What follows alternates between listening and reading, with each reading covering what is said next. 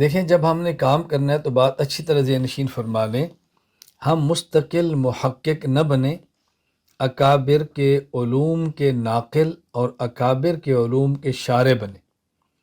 اکابر کے علوم کے ناقل بننے کا معنی یہ ہے کہ جو ہمارے اکابرین نے عقائد اور مسائل بتائے ہیں وہی ہم آگے بتائیں، اور شارح بننے کا معنی ہے وہی آگے سمجھائیں۔ ہم اپنی تحقیقات پیش کرنے کی بجائے اپنے اکابرین کی تحقیقات امت تک پہنچائیں اور اپنے اکابرین کی تحقیقات امت کو سمجھائیں۔ گویا ہم اپنے اکابر اور بعد والی نسل یعنی اسلاف جو ہم سے پہلے ہیں اور اخلاف جو ہمارے بعد ہیں ان کے درمیان ہم پل کا کردار ادا کریں، ان کے درمیان واسطہ بنیں۔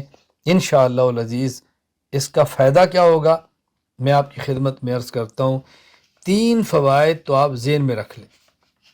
نمبر 1، جس طرح وہ اللہ کے محبوب تھے، جس طرح وہ اللہ کے محبوب تھے اسی طرح ہم اللہ کے محبوب بنیں گے۔ جس طرح وہ دنیا میں صلحاء اور نیک لوگوں میں مقبول تھے ہم بھی دنیا میں نیک اور صلحاء میں یوں ہی مقبول بنیں گے۔ جس طرح وہ منصور تھے، ان کی مدد تھی، ہم بھی اسی طرح منصور ہوں گے، اللہ کی مدد ملے گی۔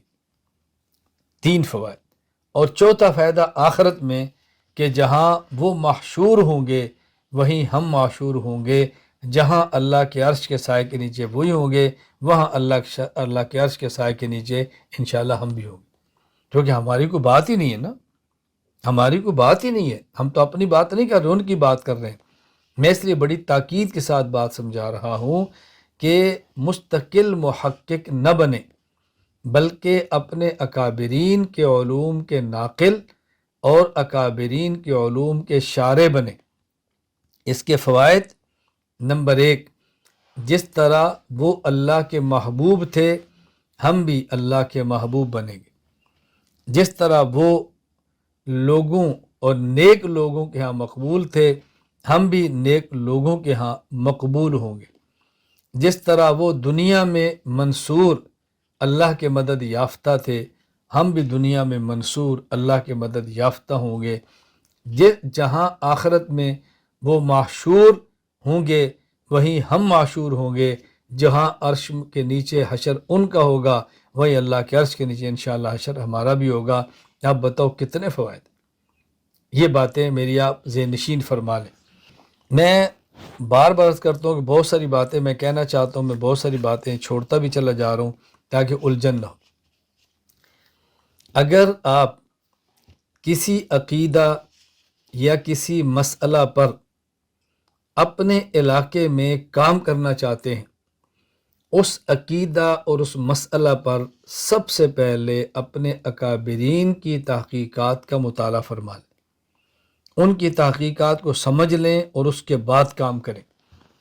اگر اپنے اکابرین کی تحقیقات کو دیکھے بغیر، سمجھے بغیر ہم نے کام شروع کیا تو کہیں ایسا نہ ہو ہم فتنوں کے خلاف کام کرتے کرتے خود فتنہ بن جائیں، نئی راہیں روکتے روکتے خود نیا راستہ کھول دیں، امت کو بے راہ روی سے بچاتے بچاتے خود بے راہ روی کا شکار ہو جائیں۔ اس لیے اس کا بہت زیادہ خیال فرمائیں۔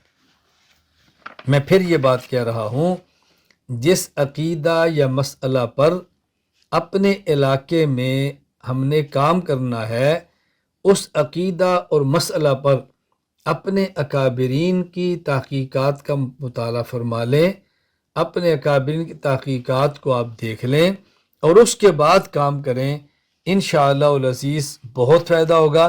وگرنہ کہیں ایسا نہ ہو ہم امت کو فتنے سے بچاتے خود ہی فتنہ بن جائیں، ہم امت کو بے راہ روی سے بچاتے خود ہی بے راہ روی کا شکار ہو جائیں، لوگوں کو دائیں بائیں سے نکالتے ہوئے کہ خود ہی ہم دائیں بائیں نہ پھیل جائیں۔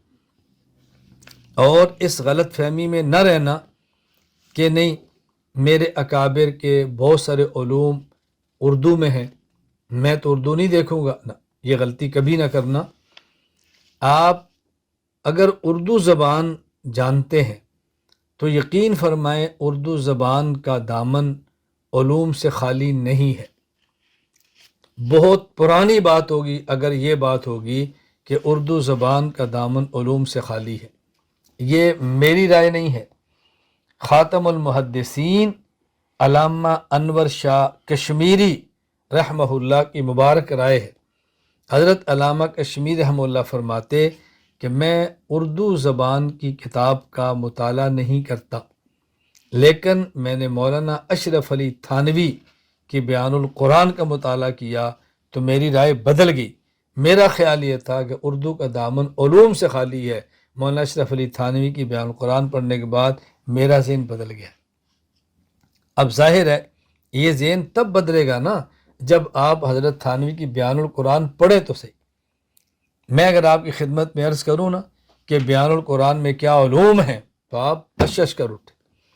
بیان القرآن جو کہ عوام کے لیے لکھی گئی ہے، اس کے بیشتر مقامات ایسے آ جاتے ہیں کہ میری سطح کی صلاحیت رکھنے والا ایک عام عالم اس اردو زبان میں لکھے جانے والے مقامات کو بھی پڑھنے سے قاصر ہو جاتا ہے۔ تو آپ بتائیں اس بیان القرآن کے اندر کیا علوم ہوگی؟ میں کبھی اس پر مستقل بات کروں نا، پہلے ایک آیت پڑھوں، پھر اس پہ اشکالات پیش کروں، پھر بیان القرآن سے اس کا جواب پیش کروں، تو آپ سمجھ جائیں کہ حکیم الامت تھانوی رحمہ اللہ نے کیا کیا۔ ارے اور ساری باتیں چھوڑ دیں، مجھے آپ بتائیں بانی دارالعلوم دیوبند مولانا محمد قاسم ننوتوی رحمہ اللہ تعالیٰ کے وہ علوم جو اردو زبان میں ہیں، آپ ذرا اس کو پڑھیں، پھر سمجھائیں، پھر میں دیکھتا ہوں کہ آپ کیسے کہتے ہیں کہ اردو زبان کا دامن علوم سے خالی ہے۔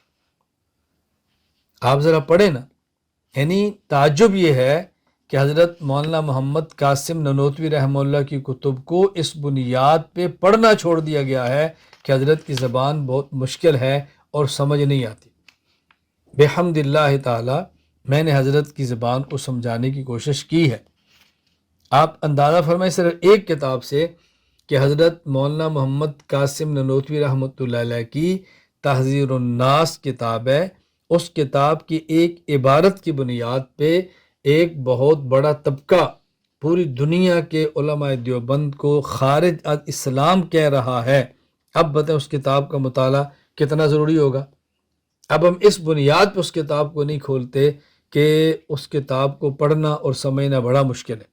میں نے بحمد اللہ تعالیٰ ایک سفر پر جب میں ملیشیا سے پاکستان جا رہا تھا اور قطر ایئر ویز پہ تھا، تو میں نے قطر ایئرپورٹ پہ میرا غالباً 9 گھنٹے کا سٹے تھا، تو اس میں 6 یا 7 گھنٹے مسجد میں بیٹھ کے پوری تحذیر الناس کا میں نے مطالعہ کیا اور مکمل میں نے نوٹس لکھے اور پاکستان جا کے پوری کتاب کو میں نے پڑھا دیا۔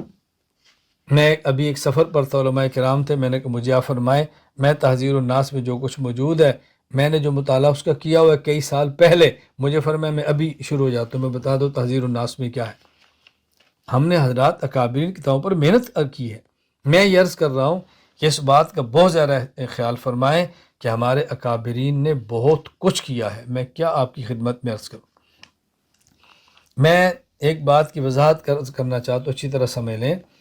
جو اس وقت لوگ میڈیا پر موجود ہیں اور ان کا تعلق اکابر علماء دیوبند کے ساتھ نہیں ہے، یا وہ علماء نہیں ہیں اور وہ کام کر رہے ہیں، وہ ٹھیک یا غلط میں اس پہ بحث نہیں کر رہا۔